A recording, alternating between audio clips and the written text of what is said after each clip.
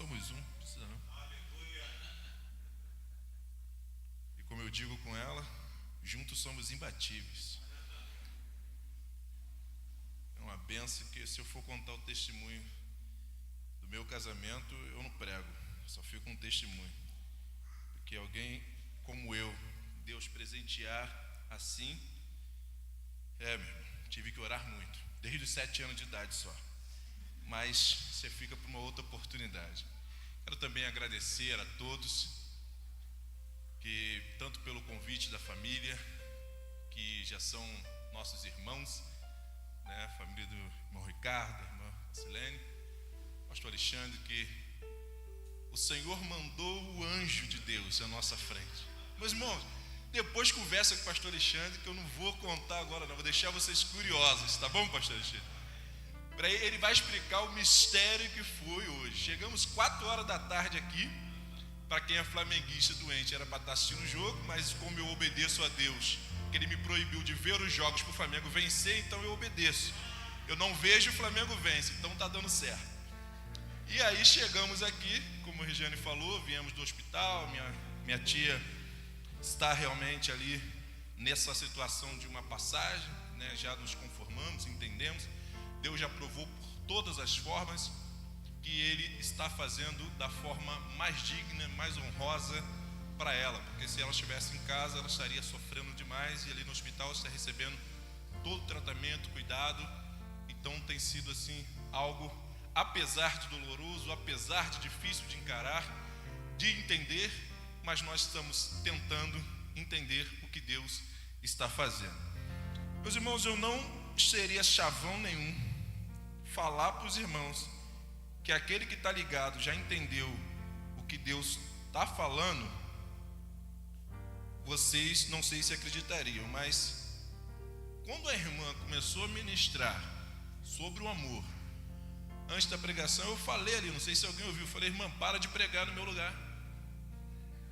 Para, irmã, é a mensagem que Deus me deu, você está pregando por quê? Aí a Regiane traz agora uma hora em mil, os irmãos vão entender. Aqueles que ainda estão talvez desligados ou não conseguiram pegar os cubos, né, que Deus vai dando durante o culto, porque eu sempre peço a Regiane para louvar primeiro, que eu entendi, isso Deus me fez estudar música, e faz parte do testemunho do casamento, me fez estudar música para conhecer Regiane, para entender o ministério dela também.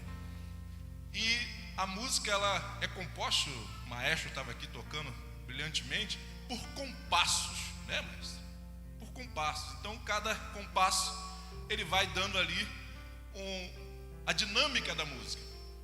Então o culto ele é uma adoração a Deus, uma sinfonia a Deus, do início ao fim.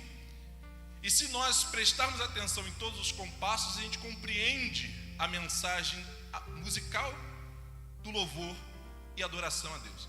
Mas às vezes nós nos dispersamos, às vezes não entendemos, às vezes nos desligamos, perdemos às vezes algo importante da sinfonia. Mas vem a pregação. E a pregação, e o momento da pregação, é onde a gente junta todo esse pacote e explica para aqueles que ainda talvez não tenham entendido o que Deus está falando. Então talvez eu vou ser repetitivo aqui em algumas situações, mas é para o seu bem, tá certo? Vamos abrir nossas Bíblias no livro de Gênesis. Quem está assistindo a minissérie aí está perdido, mas quem está lendo a Bíblia está muito bem achado, né? Entre os perdidos e achados, nós vamos ficar nos achados hoje, amém? Gênesis capítulo 1, verso 26, nós vamos ler alguns versículos e nós vamos entender, acredito eu, se Deus assim me permitir. Enquanto você procura, deixa eu explicar um outro detalhe, que eu acho que o pastor Eliseu, que agora é meu irmão, porque eu tenho irmão Eliseu e tio Eliseu, e agora eu tenho um pastor Eliseu da família de Deus, então estou cercado de Eliseus. E eu acredito que ele não entendeu o ministério, que é difícil. Quando eu falei: pastor, a única exigência que eu tenho é não divulgar a minha foto. É claro que quando eu falo isso para alguns já entendem de cara. Claro, ele vai espantar todo mundo, né? Então é óbvio que você não quer. Não, meu irmão, é ordem também de Deus. Assim como eu não posso assistir os jogos do Flamengo, também o Senhor me proibiu ano passado. Antes da pandemia, eu não entendi. Tentei explicar a minha esposa, porque eu não estava entendendo. Tentando explicar ela também entendeu menos ainda. Eu falei, o negócio é o seguinte, eu vou escrever o que Deus mandou, e um dia Ele me explica esse mistério. E hoje eu compreendo. A mensagem que eu trago, ela não é minha, ela é de Deus. O povo para quem eu vou falar é de Deus. E até eu mesmo não sou meu, eu sou instrumento de Deus. Então eu não posso, pessoal, é só para mim que Deus falou isso. Você vai procurar o que Deus tem para você, tá bom? Isso é só para mim. Eu não posso divulgar antes, porque não pode ter ninguém aqui que Deus não havia separado antes para estar. E talvez se eu divulgar, algum conhecido da região, que eu tenho muitos amigos em todos os lugares, talvez possa vir de penetra, e aí atrapalhar a mensagem que Deus tem para dar. Então tudo que eu vou falar aqui é especial e separado de Deus, um alimento bem preparado de Deus para o seu coração, tanto os que estão presentes, quanto quem está assistindo. Então tudo que eu vou falar aqui, meu irmão, não adianta dizer que é para o irmão que ficou em casa não, tá? Não venha dizer que é do teu patrão não, é para você. O pai está na casa. Se a casa é dele, ele está na casa. E se ele está na casa, ele vai falar com os seus filhos. E os filhos de Deus vão ouvir com o coração aberto tudo que o pai tem para falar. Posso ouvir um amém? Aleluia, então estamos realmente na casa do Pai. Gênesis 1:26 diz assim, você conhece até de cor, mas vamos ler porque é uma dinâmica muito interessante. E disse Deus, façamos o homem à nossa imagem, conforme a nossa semelhança. Domine ele sobre os peixes do mar, sobre as aves do céu, sobre os animais domésticos e sobre toda a terra, e sobre todo réptil que se arrasta sobre a terra. Criou, pois, Deus o homem à sua imagem. A imagem de Deus o criou. Homem e mulher os criou. Deus é homem ou Deus é mulher? Brincadeirinha. Vamos seguir. Então Deus os abençoou e lhes disse, frutificai e multiplicai-vos, enchei a terra e sujeitai-a. Dominai sobre os peixes do mar, sobre as aves do céu e sobre todos os animais que se arrastam sobre a terra. Disse-lhes mais, eis que vos tenho dado todas as ervas que produzem semente, as quais se acham sobre a face de toda a terra, bem como todas as árvores em que dá fruto que dê semente, servos-ão para mantimento. E a todos os animais da terra, e a todas as aves do céu, e a todos ser viventes que se arrasta sobre a terra, tenho dado todas as ervas verdes como mantimento. E assim foi. E viu Deus tudo quanto fizera, e eis que era muito bom. E foi a tarde, e amanhã, o dia sexto. Amantíssimo Deus e Pai, estamos na Tua casa. Eu estou aqui, ó Deus, com uma ordem divina, com um convite feito pelo Santo Espírito, através de homens, para que hoje pudéssemos, ó Pai, falar tudo aquilo que o Senhor colocou em nosso coração. Eu passo por um vale da sombra e da morte, mas eu não estou temendo mal algum, porque o Senhor está comigo. Pai, alimente o teu povo com o alimento mais puro que vem da rocha, com o mel precioso, ó Deus, a qual tu tens reservado, e que cada um de nós venhamos sair daqui satisfeitos, com o coração transbordante de alegria, porque ouvimos a tua voz. Eu sou um mero instrumento. A glória, a honra e o poder e a tua majestade sejam manifestos, reconhecidos nesta noite, não por causa do profeta, mas por causa da tua palavra, por causa do teu Santo Espírito que está com liberdade de atuar neste lugar. Muito obrigado por tudo, ó Pai, em nome de Jesus. Amém. Meus irmãos, de todo o texto que nós lemos, eu quero destacar duas palavras para a gente começar a ministração: imagem e semelhança. Quando Deus uniu a Trindade, a triunidade, disse, façamos o homem a nossa imagem e semelhança. Nós vimos que ele fez homem e mulher. Então isso gera muita confusão na mente de novos convertidos, por isso que eu fiz a brincadeira.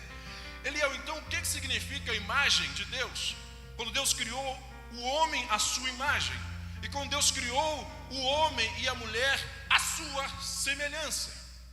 Eu trago aqui duas respostas de Deus para o seu coração, que vai fazer todo sentido na conclusão desta mensagem, por isso você precisa entender.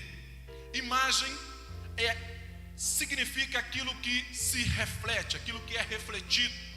Por exemplo, quando você olha no espelho, o espelho não é a imagem, mas a imagem que é refletida no espelho, a sua própria imagem, ela é a imagem. Se eu falo para você, estou pensando aqui num quadro, você não consegue visualizá-lo, mas se eu pintar ele ou apontar o quadro, você então consegue ver a imagem, porque a imagem é aquilo que está refletido.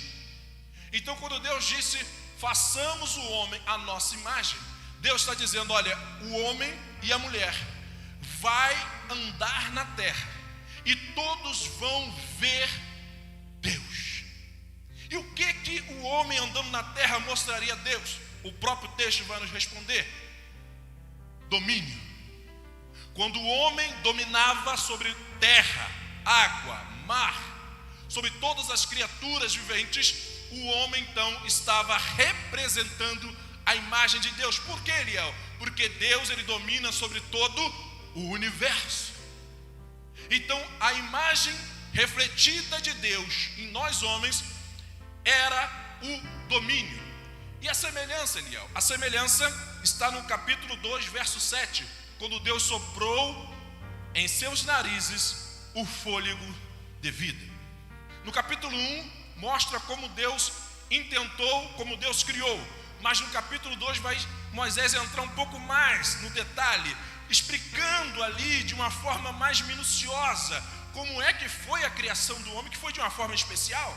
Então, no capítulo 2, versículo 7 diz que Deus soprou nas narinas do homem o fôlego de vida. Ou seja, Deus compartilhou algo pessoal que tinha dentro de si com o homem, e a partir daí o homem se fez alma vivente. Então, Eliel, o que o homem tinha de semelhante a Deus? O Espírito. Porque semelhança significa aquilo que é comum, aquilo que eu tenho em comum com você. Nós moramos em lugares diferentes, mas temos em comum, servimos a Cristo. Somos flamenguistas, glória a Deus. Isso é maravilhoso. Então, semelhança é aquilo que é comum, eu tenho de comum. O homem e a mulher são diferentes em todas as coisas praticamente, mas são comuns porque são seres humanos. E o que o homem tinha de semelhança a Deus? Não era que o homem era Deus, ou um Deus menor, um semideus, não. O homem compartilhava do mesmo Espírito, e compartilhando do mesmo Espírito, ele então fazia parte da família de Deus. Compreende isso? Mas o pecado veio e danificou a imagem. Satanás tomou o domínio que tinha da mão do homem. E também o pecado matou a semelhança que tínhamos com Deus. O pecado matou o Espírito, subjugou o Espírito que Deus havia dado, selou dentro do homem. E olha que a serpente, ela não mentiu, ela apenas modificou um pouco a mensagem, ela deturpou, mas ela usou da verdade de uma verdade deturpada. Isso é muito perigoso, meu irmão. Ela fez uma fake news, né? Tá bem na moda aí agora, né? Ela pegou a verdade, olha, se você comer daquele fruto, você vai passar a conhecer o mal e vai ficar igual a Deus. Só que ele já era da família de Deus. Ele já era, pastor Alexandre, da família de Deus. Ele já era semelhante, ele fazia parte da família porque ele tinha algo em comum com Deus, que era o Espírito compartilhado pelo próprio Deus. Mas a serpente falou, você vai ser como Deus. E ela não estava de fato mentindo. Por quê? Porque quando ele comeu o pecado, o fruto do mal, ele realmente passou a conhecer o mal, como Deus também. Mas tem uma diferença. Deus, ele domina o mal, e o homem agora passou a ser dominado pelo mal. Isso a serpente não contou, e Satanás nunca conta. Ele só mostra o vislumbre. Lembra da tentação lá com Jesus? Olha, tudo isso eu te darei, apenas se prostrado me adorares. Mas ele não mostra o que tem por trás da fama. Não. Perder a família, perder a tua vida, perder a tua liberdade, a sanidade, ele não mostra. Por quê? Se ele quer te enganar, ele quer te destruir, ele quer te levar para o inferno, por que ele vai te mostrar a verdade toda, nua e crua? Não. Ele mostra apenas um lindo painel. Lembra de Jó? Quando olhou as campinas do Jordão? Que coisa linda. Só que após as campinas do Jordão tinha Sodoma e Gomorra. Deus está falando na terra. Satanás, ele sempre vai nos mostrar o lado bom da moeda. Deus não. Com Deus é diferente. Primeiro Deus mostra o lado ruim. Deus faz diferente. Por que, Eliel? Porque Deus não quer adoração falsa. Deus não quer filho reclamões, filhos rebeldes, filhos que desistem no meio do caminho. Quando tinha que ajuntar o exército, a ordem que Deus deu foi a primeira, o seguinte: grite no meio do arraial, covardes e medrosos, voltem! Sabe por quê? E ele diz lá no texto: porque no meio da batalha, o covarde e o medroso vão fugir. Mas mesmo sendo em pequeno número, vai contaminar o coração do maior valente. É por isso que tem que haver a separação antes da guerra. Lembra de Gideão? Sobrou só 300. Mas com Deus, o número pequeno não importa, porque grande é o nosso Deus. T.L. Mundi já dizia: você e Deus, meu irmão, é maioria em qualquer guerra que venha lutar. Só basta nós termos Deus do nosso lado. Lembra de Davi olhando para o gigante? Você vem a mim com escudo, espada, com capacete. Eu só vou contra você no nome do Senhor dos exércitos. De Israel que você afrontou, meu irmão. Quando você afrontou o de Israel, você já estava derrotado, Golias. Você que não sabe, você é um cadáver ambulante. E agora só vim aqui te derrubar, porque você já entrou numa batalha perdida, que você quis pelejar contra o Deus de Israel. E meus irmãos, isso é muito sério. Nós precisamos entender essa diferença. Então, Eliel, para que Deus criou o homem à sua imagem, à sua semelhança? E por que Jesus restaurou esse projeto original? Aqui vai a primeira pedrinha de Davi. Porque Deus só tem plano A. Meu irmão, a tua família não tem plano B. O teu casamento não tem plano B. Se Deus te abriu uma porta de emprego, meu irmão, ela não vai fechar, porque Deus não tem plano B. A tua empresa, se Deus falou, se é de Deus esse negócio, não vai falir, não vai fechar, porque Deus não tem plano B. Ele sempre vai restaurar o plano A, porque a palavra de Deus nunca voltará vazia. Aquilo que Ele falou irá se cumprir, porque Ele vela pela sua palavra para ela se cumprir, meu irmão. Então, quando Deus criou o homem à sua imagem e semelhança, o pecado veio, arranhou, Deus falou: tá bom. Gênesis 3,15: da semente da mulher nascerá um que vai esmagar a tua cabeça, serpente. E assim aconteceu. Se nós lermos um diálogo, se nós lermos João capítulo 20, verso 22, anotem aí para você ler, esse versículo é tremendo. Jesus, ele repete o ato do Pai no Éden. Foi cantado aqui, né? O orgulho me tirou do jardim. Olha só a mensagem, meu irmão. Eu falei que tá tudo ligado, o culto todo, e ninguém combinou nada. Mas o Espírito Santo já tinha reservado tudo isso, para esse banquete todo para nós essa noite. Jesus, ele vai repetir o ato do Pai. Que ato foi esse? Gênesis 2,7: Deus soprou narizes no homem o quê? O fôlego de vida. Irmãos estão desligados, mas tudo bem, vai pegar no tranco até o final. Agora em João 20, 22, Jesus agora ressurreto, Agora, com todo o poder, como ele diz lá em Apocalipse, a chave do poder do inferno e da morte estão em minhas mãos.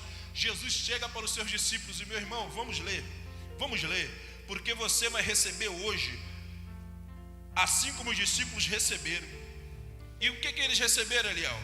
Eles receberam representando nós. Sinta-se você recebendo no lugar dos discípulos nesta noite. Fica tranquilo que eu não vou fazer nenhuma simulação de soprar no microfone aqui não. Mas leia comigo. E havendo dito isso, assoprou sobre eles e disse-lhes: recebei o Espírito Santo de Deus. Meu irmão, não há dúvida que Jesus é Deus, 100% Deus, fez 100% homem, mas é 100% Deus. E agora ele pega os seus discípulos, que representam toda a igreja por toda a eternidade, e ele faz esse ato simbólico, real, mas simbólico para nós até hoje, que continua se estendendo a nós, e ele sopra e diz: recebei o Espírito Santo. Paulo vai nos dizer em Coríntios, no capítulo 15, de que esse ato que Jesus fez, esse Espírito nos vivificou. A palavra vivificar significa tornar vivo outra vez. 1 Coríntios 15, 22, porque assim como todos morreram em Adão, assim também todos serão vivificados em Cristo. E esse ato de vivificar, meu irmão, é porque nós estávamos mortos. O que estava morto em nós, Eliel? Eu falava, eu cantava, eu agia, eu trabalhava, eu estava lá no mundo vivendo baladas e acontecendo. E por que você diz que eu estava morto? Porque aquele fôlego de Deus lá do Éden estava morto dentro de você. Mas quando você aceita Jesus, levanta a sua mão e vem aqui à frente, meu irmão, é soprado em tuas narinas mais uma vez, mas agora o Espírito Santo de Deus. E é esse Espírito que vai fazer toda a diferença na sua caminhada da vida cristã. Porque esse Espírito nos conecta com Deus, nos tornando filho de Deus, clamando Abba Pai, ou Paizinho. Então é muito importante darmos vazão ao Espírito Santo, ou como Regiane cantou, mora em mim. Mas não basta apenas morar, meu irmão. Precisamos também dar liberdade. Dar liberdade. E aí nós vamos entender um pouco o propósito original da imagem e semelhança. Como eu disse, que imagem é aquilo que se reflete e semelhança é aquilo que nós temos em comum. Se preocupa não, pastor, relaxa. Relaxa. A gente vai no fogo, vai na muralha, vai na pedra, no rio. Pode, relaxa. Eu estou vendo o pastor agitado, é por minha causa, não precisa se preocupar, pastor. Mas obrigado. Então, vamos juntar as coisas aqui agora. Se Deus nos fez a sua imagem e semelhança, ou seja, quando o homem dominava, ele transmitia a imagem de Deus na terra. E agora o homem perdeu o domínio. O Espírito, o fôlego de vida, conectava-nos à família de Deus, e o pecado afastou-nos de Deus, tirando essa filiação. Mas Jesus veio e restaurou esse plano. Como? Soprando sobre nós o Espírito Santo, nos tornando de novo filhos de Deus. Jesus explica para Nicodemos que ao nascermos de novo da água e do Espírito, ou seja, o ato de batizar e recebendo o Espírito Santo de Deus, que é um pacote combo, né? É junto. Quando nós recebemos isso, nós tornamos-nos filhos e filhas amados de Deus. E antes, Eliel? Antes somos cadáveres ambulantes. Essa é a realidade nua e crua, não posso mentir para você. Se você ainda não recebeu o Espírito Santo, você ainda não está de fato vivendo. E vivendo o que, Eliel? A imagem e semelhança de Deus. Porque agora com o Espírito Santo atuando em você, você vai de fato viver. E viver de que maneira? Viver a imagem e a semelhança de Deus, porque esse é o projeto original e único de Deus. Mas como eu faço isso, Eliel? Como então? Me explica, me fala, como é que Deus quer que eu seja a sua imagem e semelhança dele hoje, cheio do Espírito Santo de Deus? Vamos então para João capítulo 4, verso 19 ao 24. Hoje é Bíblia pura, né, pastor? Tem que manusear hoje. Jesus conversando com uma mulher. Eu gosto muito desses dois capítulos, João, capítulo 3 e o 4, porque ele quebra toda a narrativa de alguns, que a gente estava conversando, pastor Alexandre, de alguns camaradas que andam por aí, que só falam para a multidão. Porque as duas maiores explicações teológicas de Jesus foi para uma única pessoa, Nicodemos e a mulher samaritana. Então eu brinco assim, olha, se Jesus pregou essa magnitude de palavra para uma pessoa, eu também vou aonde tiver apenas uma única pessoa também. No mínimo, é o que eu tenho para fazer. Eu não vou para onde não tiver ninguém, óbvio. Mas se tiver uma pessoa, eu sou obrigado, porque nós temos que imitar Jesus em tudo. E se Jesus fez isso, quem sou eu para negar? Tá certo?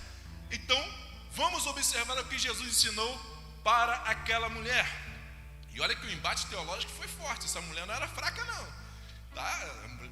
Ela tinha lá os problemas dela, mas na hora que Jesus entrou na teologia com ela não fez feio não, meu irmão. Ela conhecia do negócio, mas estava um pouco deturpada. Jesus teve que ajustar o foco dela e ela entendeu o processo.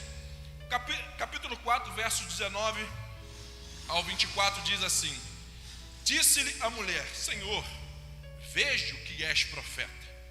Nossos pais adoraram neste monte, e vós dizeis que em Jerusalém é o lugar onde se deve adorar. Disse-lhe Jesus: mulher, crê-me, a hora vem em que neste monte nem em Jerusalém adorareis o Pai. Vós adorais o que não conheceis, nós adoramos o que conhecemos, porque a salvação vem dos judeus. Ora, mas a hora vem, e agora é, em que os verdadeiros adoradores adorarão ao Pai em espírito e em verdade, porque o Pai procura a tais que assim o adorem. Deus é espírito, e é necessário que os que adoram o adorem em espírito e em verdade. Eu vou falar agora de 4 ações do texto que Jesus fala para aquela mulher, de que nós precisamos entender o que é ser hoje a imagem e a semelhança de Deus. Primeiro, ser verdadeiros. Segundo, sendo em espírito, andando em espírito, vivendo em espírito. Terceiro, vivendo a verdade. Não é redundância não, verdadeiro agora é verdade. E também ter conhecimento de causa. Sem esses 4 pilares aqui, nós não vamos conseguir representar a imagem de Deus, e muito menos a semelhança do Altíssimo. Por que ser verdadeiro, Eliel? Porque Jesus mesmo vai dizer em Mateus capítulo 12, verso 33 ao 37, que você deve ter conhecido isso como um ditado popular: a boca fala do quê? Quem disse isso foi Jesus, não é ditado popular. Em Mateus ele vai dizer: olha, uma árvore é identificada por seus frutos. Se a árvore é boa, os frutos são bons. Se a árvore é ruim, os frutos serão ruins. Raça de víboras, como poderiam homens maus como vocês dizer o que é bom e correto? Pois a boca fala do que o coração está cheio. A pessoa boa tira coisas boas do tesouro de um bom coração, e a pessoa má tira coisas más do tesouro de um mau coração. Eu lhes digo, no dia do juízo, vocês prestarão conta de toda palavra inútil que falarem. Por suas palavras vocês serão absolvidos, e por elas serão condenados. O que é ser verdadeiro então, Eliel?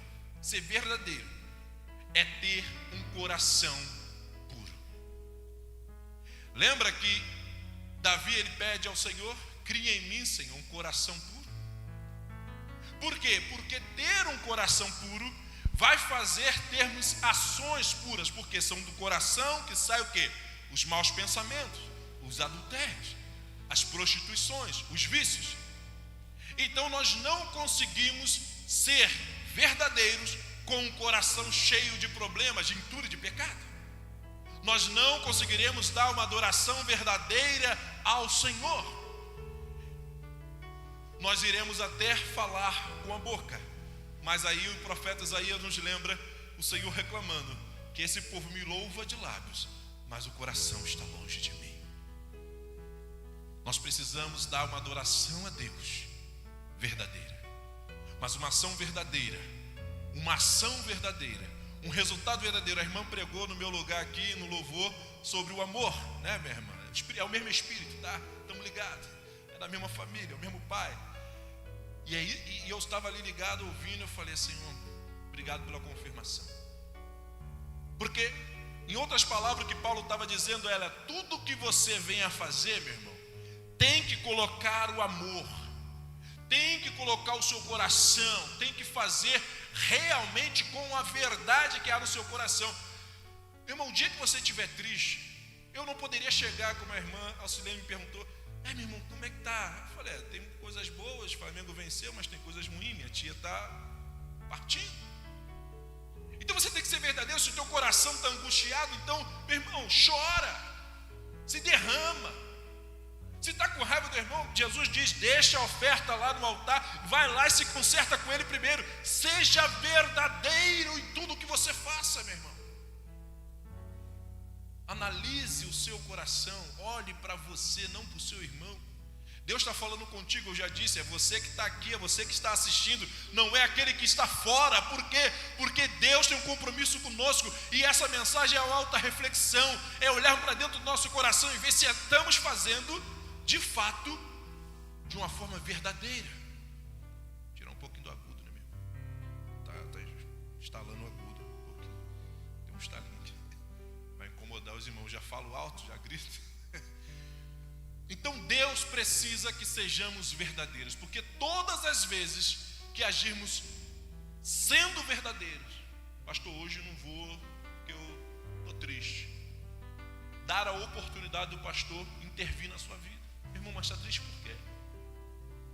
Agora, se você continuar ano após ano vindo com os lábios sorridentes, mas um coração com amargura, meu irmão, vai fazer mal para você. É você que no final das contas será condenado pelas suas palavras. Então nós precisamos ser verdadeiros para refletirmos a imagem de Deus. Segundo, em espírito. Aí eu botei aqui, que foi o pai que mandou, tá? Não tinha no início, mas ele acrescentou depois. Eliel, pergunta lá, qual espírito?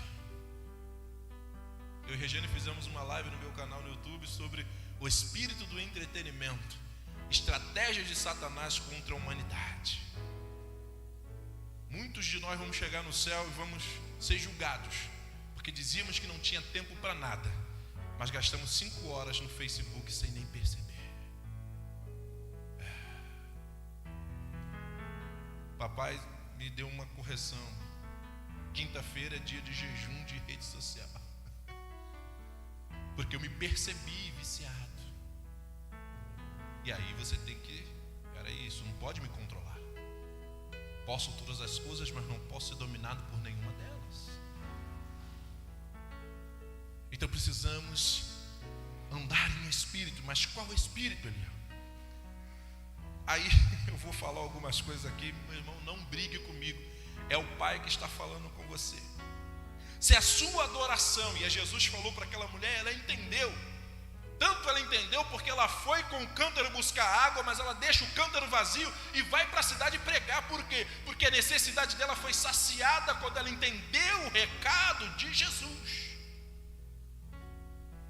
Ela entendeu, e nós precisamos entender nessa noite.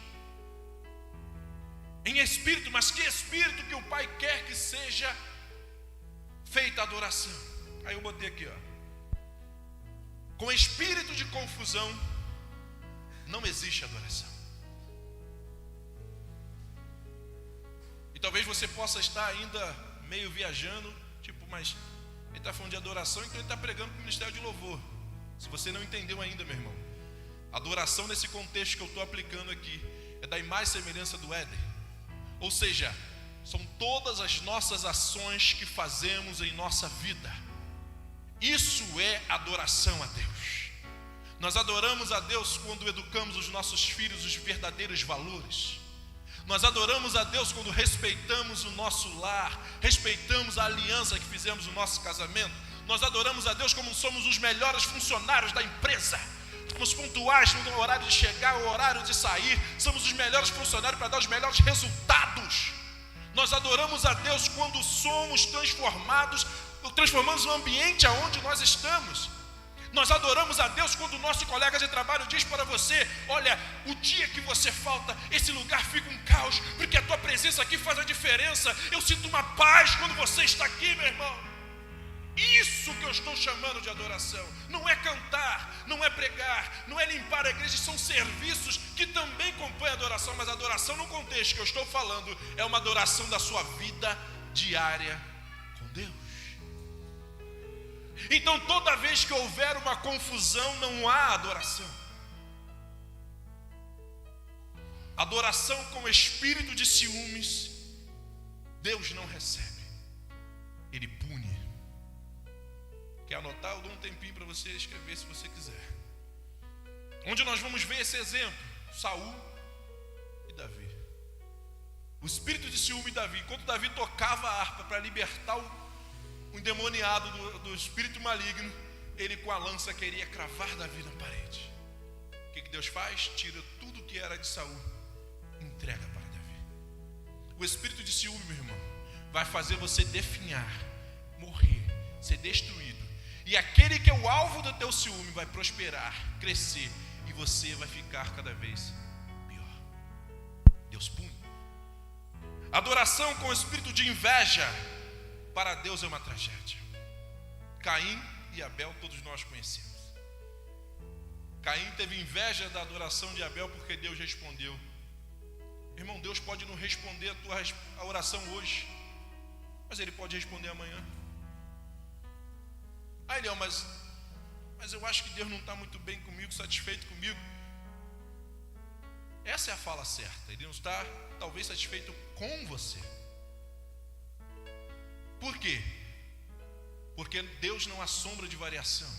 Em Deus não há problema. A palavra de Deus não há problema. Na igreja não há problema. O problema todo que são gerados somos por causa de mim e de você. Então nós precisamos sempre entender o que é que Deus está falando. Será que eu estou fazendo por inveja? Será que eu só aceitei aquele cargo porque eu queria tirar a minha irmã? Será que eu estou com inveja? Irmão, a inveja. Tem até uma música antiga: a inveja mata, a inveja destrói, a inveja mata, a inveja destrói. E realmente, a inveja destrói. Sempre que esse sentimento surgir em nosso coração, nós não conseguiremos dar uma verdadeira adoração para Deus. O orgulho me tirou do jardim. O orgulho tirou Satanás da mais alta posição em que ele habitava. E sempre que houver orgulho no meu e no seu coração, meu irmão, nós também não conseguiremos ser a imagem e semelhança de Deus. Pelo contrário, nós vamos ficar iguaizinhos a Satanás. É forte, eu sei, mas essa é a verdade da palavra de hoje.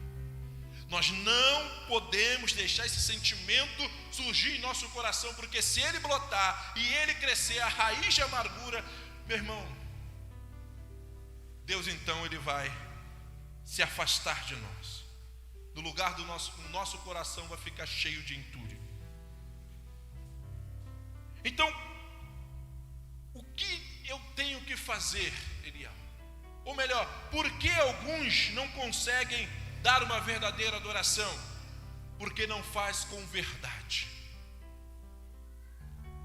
E como eu consigo fazer com verdade, Eliel? Lembra do verdadeiro, que é ter um coração e é expressar o que há no teu coração? É chegar para o pastor ou para algum irmão ou para Deus no seu quarto e falar: Senhor, meu coração está cheio de adultério. Senhor, é isso que está aqui. Eu preciso que o Senhor tire. Eu preciso que o Senhor faça uma limpeza. Essa é a verdade do momento. Senhor, meu coração está cheio de inveja, o meu coração está cheio de orgulho, eu estou cheio de vaidade. Senhor, opere-me. Se você não conseguir ser verdadeiro com o Pai, você não vai conseguir ser com mais ninguém. Então, em primeiro lugar, eu preciso ser verdadeiro. Lembra de Mateus 16, 24? Aquele que quiser vir após mim, negue-se a si mesmo, depois toma a sua cruz e siga. Primeiro nós precisamos negar a nós mesmos, ou seja, olhar para o nosso coração e esquadrinhar e ver o que tem lá. Só tem podridão, então, Senhor, me ajude a limpar, porque eu não consigo. Aí, como como nós falamos. O Espírito Santo vai vir, e ele já está em você. Mas aí por que ele não está atuando, Eliel? Porque você não está sendo verdadeiro, meu irmão. O Espírito Santo está dentro de você, mas ele não pode atuar porque, Regiane falou, ele está à porta e bate. Como assim, Eliel? Você pense numa casa de vários cômodos. Aí você aceitou o Espírito Santo de Deus. Vou conjecturar aqui. Aí o Espírito Santo entrou na sala. Ok. Ele está sentado no sofá. Ele pode ligar a televisão. Ele pode pegar alguma coisa na estante. Mas aí você fala assim, Espírito Santo, aí você pode ficar. Mas nos demais cômodos não. Porque aquele cômodo ali é do meu orgulho. Aquele cômodo é das minhas invejas. Aquele cômodo ali tem um monte de tralha, um monte de amargura, de sentimentos ruins, de pessoas que eu não perdoei. Aqui o Senhor também não pode entrar. E o que ele vai fazer, meu irmão? Vai ficar anos e anos na sua sala. Mas como o Regiane cantou, mora em mim. Como eu estou falando aqui para ser verdadeiro, como o Senhor falou para aquela mulher, ou seja, Espírito Santo, seja bem-vindo. A casa é sua. Pode entrar. Mas eu posso entrar onde, Eliel? Aonde o Senhor quiser. Eliel, olha, esse quarto aqui está uma bagunça, hein? Senhor, vai doer. Pode mexer, Senhor. Eu vou contar algo para vocês que foi o que gerou essa música de Regiane. No dia 20 de novembro do ano 2015, foi o dia da minha conversão. Mas Eliel, só 5 anos. Indo para 6. E os outros anos todos que você pregava, que você fazia, acontecia. Eu era uma casa cheia de entulhos. Até o dia que o Senhor me encontrou, saindo do trabalho, de manhã, no centro da cidade. E falou, ou você vive os meus propósitos, ou eu vou te tirar dessa terra. E eu respondi, Senhor, cumpra sem mudar uma vírgula sequer. Ele disse, vai ser rápido. E no mesmo dia, a minha vida virou de cabeça para baixo. Todas as podridões vieram à tona.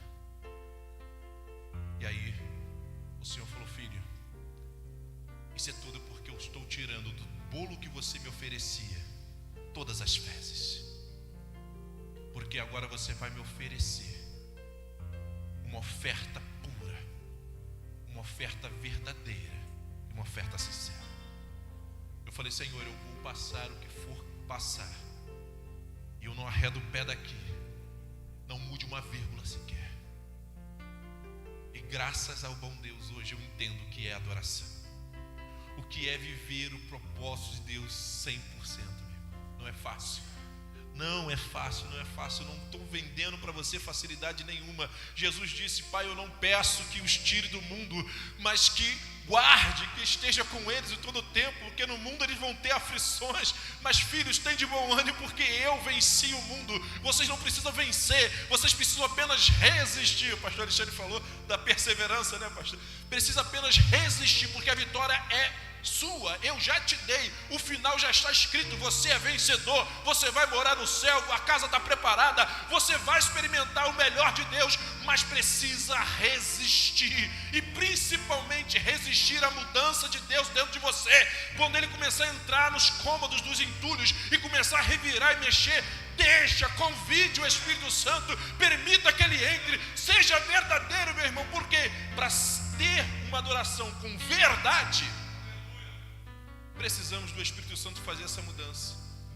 Porque para eu viver a verdade, entenda isso, para eu viver a verdade, Jesus está dizendo para aquela mulher, para eu viver com verdade, eu vou viver com base que tem no meu coração. Está entendendo isso? Para viver uma vida de verdade, eu preciso viver o que tem no meu coração, que é ser verdadeiro. E o que é que tem no meu coração hoje? É só Flamengo? Claro que não, né? É só novela? É só série? O que há no meu coração? Para eu preparar essa mensagem para os irmãos aqui, eu nem lembro quanto tempo que foi. Escreve, reescreve, tira, o Senhor manda e muda. Já deu quase um livro, pastor. Só aqui tem 6 folhas porque eu resumi um capítulo. A mensagem que eu preparei para vocês virou um livro. Não estou brincando não, está no Google Drive, virou um livro. Eu falei, Senhor, mas não dá para pregar isso tudo lá, Senhor. Senhor, não, tira esse primeiro capítulo aqui e leva. o restante você escreve depois. Você continua. Porque eu fiz com dedicação, com verdade, com tudo que estava no meu coração. Senhor, fale o que o Senhor quer falar. Mas eu só consigo ser verdadeiro e consigo viver na verdade se eu deixar o Espírito Santo. Não o espírito do orgulho, da inveja, da mágoa, não o espírito da vaidade, mas o Espírito Santo de Deus, o fôlego de vida que foi soprado no seu nariz quando você aceitou Jesus. Se deixarmos Ele trabalhar dentro de nós, limpar o nosso coração, nós conseguiremos ter um coração bom. Sem o Espírito Santo de Deus, nós nunca conseguiríamos fazer nada bom. Por quê? Porque somos dominados pelo mal. A maldade que comemos lá no jardim domina sobre a carne humana. Mas nós conseguimos produzir algo de bom quando somos dominados pelo Espírito Santo de Deus. Como somos vivificados pelo Espírito Santo de Deus. Então, para ser verdadeiro, não tem jeito. Tem que deixar o Espírito Santo limpar o nosso coração. Aí eu consigo viver com verdade. Adorar em espírito e em verdade. Se eu não deixo o Espírito Santo limpar o meu coração, eu não consigo adorar com verdade. Se eu deixo apenas os outros espíritos escondidos nos cômodos secretos do meu coração, uma hora eles vão sair. Uma hora ele vai sair, meu irmão. E quando ele sair, ele vai mostrar a verdadeira face que você tem. Não posso abrir aqui para os irmãos, mas esse processo da minha tia está tirando muitas máscaras. Muitos estão se revelando coisas que nós não conhecíamos. E aí eu comecei a entender por que Deus está prolongando a minha tia. Tudo tem um propósito de Deus, meu irmão. A gente precisa apenas entender que processo é esse, o que Deus quer falar conosco. E por último, com conhecimento. Jesus fala para aquela mulher na sua conversa: olha, vocês samaritanos adoram o que não conhece. Pastor, me desculpe, mas não é só aqui não. Muitos estão na igreja adorando a quem não conhece. No Brasil tem um novo evangelho aí que eles não querem que você conheça Jesus. Porque o dia que nós conhecemos de fato Jesus, meu irmão, as vendas são tiradas e a gente não é levado por qualquer vento de doutrina. O Espírito Santo nos abre o nosso entendimento e nós não somos mais enganados por qualquer um. Nós começamos a entender a palavra porque Ele é o melhor intérprete. Mas infelizmente muitos estão adorando quem não conhece. Parece, igreja, tem tudo, e do bom e do melhor, mas eles só não querem que você conheça quem você adora.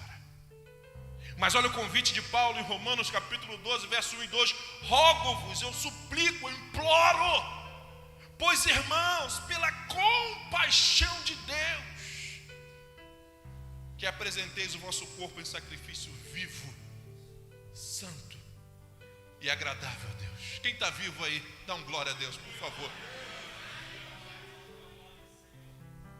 E Paulo vai dizer mais: e não vos conformeis com este mundo, mas transformai-vos pela renovação do vosso entendimento, da vossa mente. Você conhece a história? Se não conhece, vou falar rapidamente. Os samaritanos eram originários de uma mistura que aconteceu que um rei Samarezer, se não me foge a memória, venceu o reino do norte, que era Israel, tirou todo o povo daquela terra e juntou um monte de outros povos e colocou lá dentro. Aí eles, com as suas vários deuses, vários ídolos, Deus mandou lá alguns animais que destruiu muita gente. Eles então repatriaram alguns sacerdotes para ensinar aquele povo a adorar. Só que aquele povo cresceu sincrético, também adorando ao Deus de Israel, ao Deus de Israel, e também adorando aos deuses familiares. Isso foi por muitos anos, até que chega aqui Jesus e quebra isso. E ele fala: olha, vocês adoram a quem vocês não conhecem. Ela: não, mas espera aí, mas a gente Adora aqui nos montes, vocês dizem que é em Jerusalém. Jesus falou, nem lá nem cá. Nem em Jerusalém, nos montes, nem... Vai chegar um tempo, e agora chegou, e agora que os verdadeiros adoradores adorarão o Pai em espírito e em verdade. E é isso que eu estou explicando para vocês.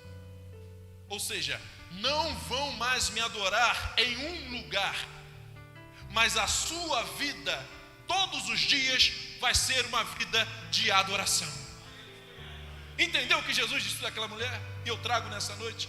Não vão mais a um lugar, vocês não vão vir aqui na Igreja Batista da Família adorar a Deus, não, meu irmão. Aqui apenas nós nos reunimos para juntos adorar a Deus, mas a verdadeira adoração em espírito e em verdade é quando nós vamos ao trabalho, é quando estamos no ônibus, no BRT lotado e o coronavírus não nos pega, porque estamos brindados no sangue de Jesus, e quando nós andamos na rua, conversamos com os nossos vizinhos, meu irmão, em todo o tempo nós estamos adorando ao Senhor. Não precisamos ir a um lugar, porque nós somos a morada de Deus, nós somos o lugar aonde Ele habita. É isso que Jesus disse para aquela mulher, e ela entendeu, e ela virou a missionária numa pregação de 1 hora. Jesus já consagrou aquela mulher missionária. Eu brinco que é a consagração mais rápida da história, discipulado e consagração instantânea. Talvez só o endemoniado de Gadareno que talvez possa ter assim um processo mais rápido, né, pastor? Mas assim, com Jesus era papum, não tinha esse negócio de tempo, não, meu irmão. É claro que eu estou brincando porque tudo tem um contexto, né? Tanto que depois os camaradas da cidade falam para ela, olha, não é mais pelo que você falou, foi muito raso o que você disse, agora a gente acredita porque nós estamos aqui, nos relacionando com Ele. Jesus ficou 3 dias em Samaria. Então, entendido que precisamos ter conhecimento. E conhecimento de que ele? Paulo fala. A renovação, mais uma vez, a renovação de quem? De quem? A renovação da minha mente. O problema é que nós crentes somos, isso historicamente no Brasil, fomos muitos ensinados. A gente estava falando um pouco, né, pastor? Das igrejas históricas. A pensar no outro, não, eu tenho que ganhar pessoas para Cristo. Mas não nos foi muito bem ensinado a nos ganhar para Jesus. A gente está sempre querendo levar alguém para a igreja, mas quando eu preciso entender que eu sou igreja, Deus, Ele quer muito mais ter 1 hora de um relacionamento sincero com você do que 10 horas de você cantando e adorando na igreja, de forma que você não está nem entendendo o que você está fazendo, está ali sendo levado pela emoção. Não, Deus quer uma adoração pela razão. É difícil falar isso hoje em dia, porque parece que a razão quebra a fé, mas pelo contrário, quando eu olho a Bíblia, eu vejo que a minha fé tem que ser embasada na razão da palavra. Porque a fé vem pelo ouvir o que? A palavra. Quanto mais eu tenho a palavra de Deus em meu coração, mais a fé é produzida. Porque eu vou entendendo a quem eu estou adorando, eu vou conhecendo aquele que eu estou servindo, eu vou entendendo como Ele age na minha vida. E cada vez que eu conheço Deus, cada vez que eu me relaciono com Deus, cada vez que eu me achego mais a Deus, mais eu reflito a imagem de Deus, mais eu sou semelhante a Deus. Por quê? Porque mais eu compartilho com o mundo aquilo que eu tenho de comum com Ele, que é o seu Santo Espírito habitando dentro de mim. E como que o mundo vai ver, Eliel? Através dos frutos. Jesus falou em Mateus: uma árvore boa dá bons frutos. Mas por que, Eliel, muitos não conseguem realizar esse processo de ser imagem e semelhança de Deus? Eu já estou terminando. O pastor me deu 3 horas para pregar, mas eu vou reduzir. Tá bom, pastor? Não vou gastar esse tempo todo, não. Na própria conversa de Jesus com aquela mulher tem uma explicação, meu. Porque muitos até começam às vezes bem, mas param, estacionam e ficam anos e anos com aquela mesma porção e não evolui, não cresce. Jesus conversando com aquela mulher, lembra que ela foi com o quê? Com um cântaro. Buscar o quê? Água. Jesus se assentou no poço, pediu àquela mulher água. Foi a deixa para começar a conversa, que virou uma discussão, da discussão virou um debate teológico virou uma conversão, da conversão virou uma consagração missionária, ela já saiu pregando na cidade, é esse processo todo. Mas esse diálogo de Jesus com aquela mulher sobre a água, e ela, quando ele fala para ela aqui, é João capítulo 4, verso 13 e 14, e Jesus respondeu: quem bebe desta água logo terá sede outra vez, mas quem bebe da água que eu dou nunca mais terá sede. Ela se torna uma fonte que brota dentro dele e lhe dá a vida eterna. Ela disse: peraí, o Senhor é maior do que Jacó, que fez esse poço que o Senhor está sentado, e nós bebemos dele, e ele mesmo bebeu? Eu não estou entendendo. Você está se envaidecendo, se engrandecendo, dizendo que é o tal, maioral. Que água é essa? Que vai jorrar para a vida eterna, que nunca mais tem sede. Eu quero dessa água. Aqui nesse processo, Jesus nos ensina algo tremendo. Eu vou compartilhar algo que eu ouvi e o Senhor ministrou um pouco mais em meu coração, que é a diferença entre ser fonte e ser poço. Eles estavam ali no poço, e Jesus usou aquele exemplo que ela entendeu muito bem, porque Jesus usava tudo da natureza, ele usava as coisas do cotidiano. E ele explicou àquela mulher: olha, o que eu estou te oferecendo não é você mais ser poço, mas você passar a ser uma fonte. Muitos crentes hoje em dia, pastor Eliseu, ainda insistem em ser poço como aquela mulher. Tem uma adoração, até legal. Tem um conhecimento como ela, até legal. Mas como nós já vimos, adora quem não conhece. E tem uma adoração um pouco misturada, sincrética. Eu tenho visto muito crente feiticeiro de Facebook. Ele bota lá nos aplicativos o que vai acontecer no meu futuro, como que é a minha personalidade. E o Facebook vai lá e responde tudinho. Você vai ser assim. Eu tenho uma muito próxima, né, meu irmão? Que sempre ela compartilha: olha, eu sou assim. Tem alguém rindo ali, ó, que também faz. Jeová pegou você, minha irmã, né? Outra também se revelou ali. Eu não vou expor, não. Em qual lado está? O lado esquerdo. Mas aí compartilha: não, porque o seu esposo vai ser assim, não, porque você, o seu perfil de profissão é tal. Meu irmão, isso é tudo feitiçaria, tá? Se você não sabia, eu estou te avisando. É o sincretismo religioso moderno, né? Porque, meu irmão, se você quer conhecer quem é você e aquele que você serve, vai para a palavra, vai para Provérbios, né? O coração do homem, do preguiçoso, que não tem força nem para levar comida à boca, e por aí vai. Mas aí o que acontece? Qual é a diferença então, Eliel, de ser fonte e ser poço? Fonte, a gente fala de água viva, que brota em algum lugar, e normalmente é num lugar bem remoto, no alto de uma montanha, que ninguém nem sabe às vezes aonde ela está. Olha o exemplo que Jesus está usando para aquela mulher. Eu vou fazer você ser uma fonte, vai brotar em você uma fonte. E quando ele usa esse exemplo, fonte, às vezes a gente não sabe de onde ela veio, mas é uma corrente de água que brota, uma nascente que produz água mineral, e não é produzida pela vontade humana. O poço normalmente é um buraco, às vezes circular, profundo, que se coloca ali algumas manilhas e que se cava até chegar num aquífero, né? Em algum lençol freático, um lençol aquífero. E aqui estão as duas diferenças. Por quê? Porque o poço, ele fala de água morta. A fonte fala de água viva. O poço fala daqueles que precisam ir até ele com ferramentas para buscar água. A fonte, ela vai correndo e percorrendo os caminhos, indo até as pessoas, molhando a terra que vai produzir, levando água para saciar os animais, até ela chegar ao seu destino final e objetivo total, que é desembocar no mar. O poço nós também falamos de água parada. A fonte nós falamos de águas em movimento. O poço nós falamos também o seguinte: se ninguém for lá pegar mais água, pararem de ir até ele, a água vai ficar saloba, vai virar lodo. Talvez alguém vai até cair de um acidente dentro daquele poço.